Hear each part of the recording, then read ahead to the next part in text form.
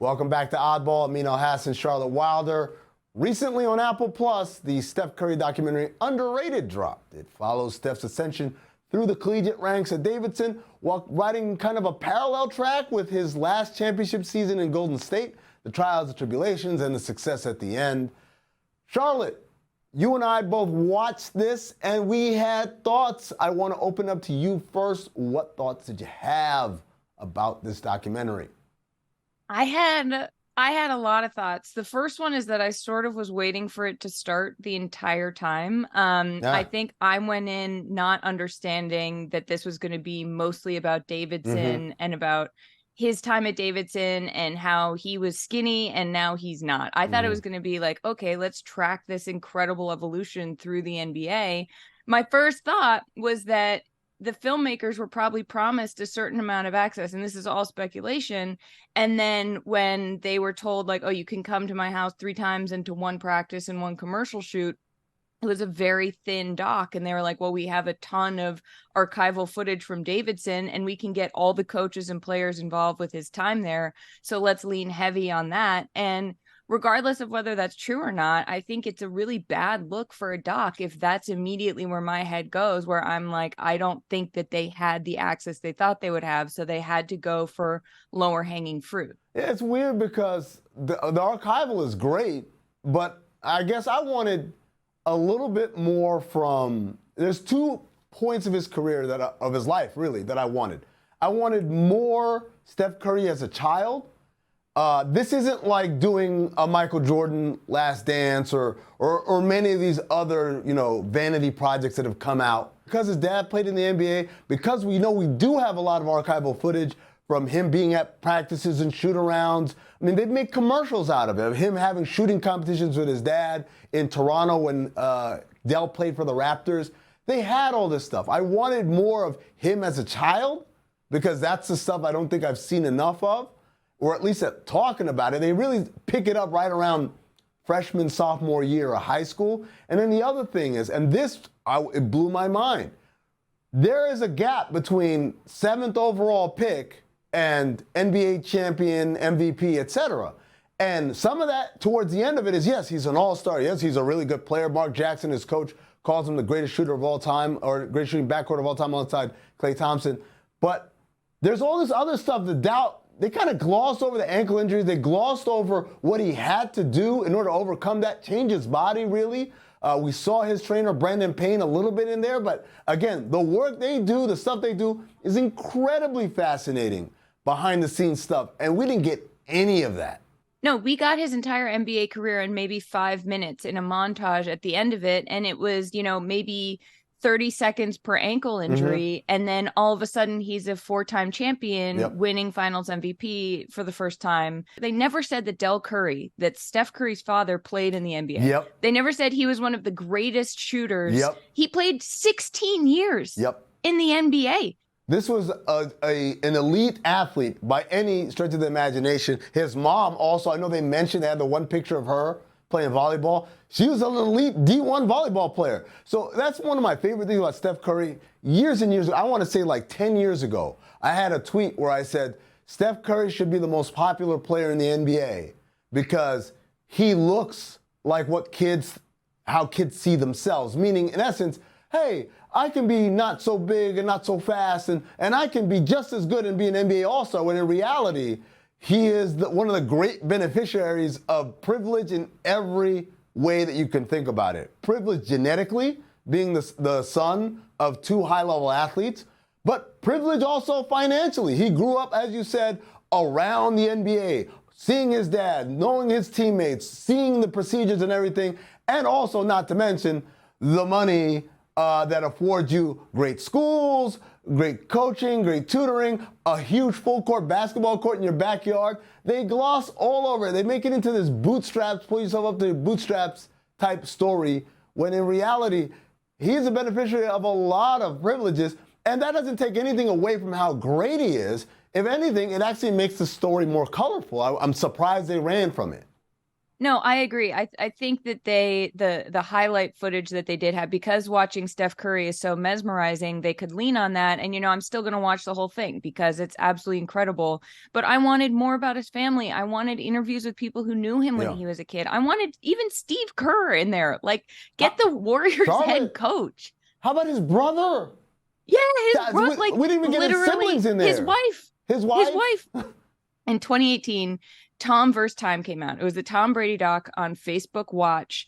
And at 12 minutes in, I'm pretty sure, they have Boston Sports Radio. This man at that point had won 4 Super Bowls. And they have the audio is all of these naysayers in Boston accents being like, Tom Brady's washed. 12 minutes in the Steph Curry doc, it's San Francisco Sports Radio saying Steph Curry is washed. And I'm like, this false underdog when these guys are 2 of the greatest of all time in these athlete produced docs. It's lazy. I'm tired of it. The one thing I want to that point, I want to point out, it also starts with Reggie Miller reading the scouting report on Steph Curry, which again, I wish we could have gotten more Reggie Miller. I don't know why we were limited to just him reading someone else's words as opposed to his own. But, Steph Curry, we called him Black Nash. That was our code name for him. We thought he was every bit a player as Steve Nash. We thought he was every bit of a point guard. We thought he was underrated in terms of his ability to make plays. We thought he was way more than just a shooter. We never saw him as a shooting guard. Did we see him as a unanimous MVP one day? No. Trust me, that one took us all by surprise.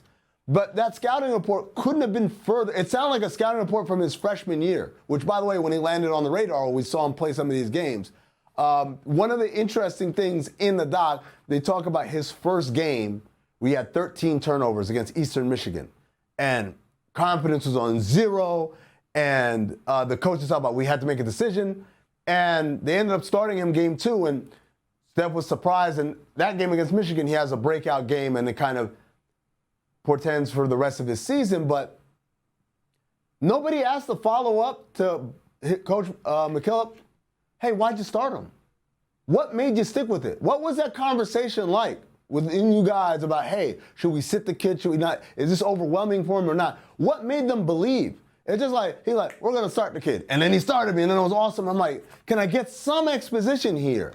And it was also with that moment with Michigan when he started, there are a lot of false equivalencies in this doc where Steph will say, and that if that moment hadn't happened, I wouldn't be in the NBA. And you're like, I really highly doubt that. Well, I just don't think that's true. I mean, like, I can see how he feels that way. But again, I need to know the why.